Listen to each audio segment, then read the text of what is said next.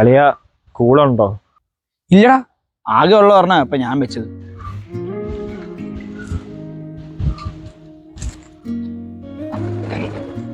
അളിയ കൂളുണ്ടോ?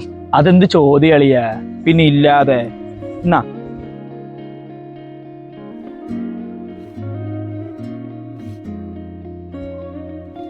കൊണ്ടളിയ.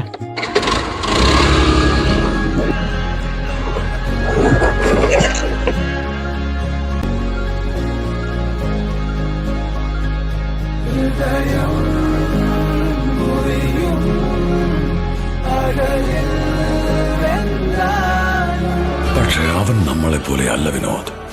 ഇല്ലാത്തതിന്റെ പേരിൽ വിഷമിക്കാത്ത, ഉള്ളത് വെച്ച് ജീവിക്കാൻ പഠിച്ചവൻ. അതുകൊണ്ട് അവന് സ്വസ്ഥമായി ഉറങ്ങാൻ പറ്റും.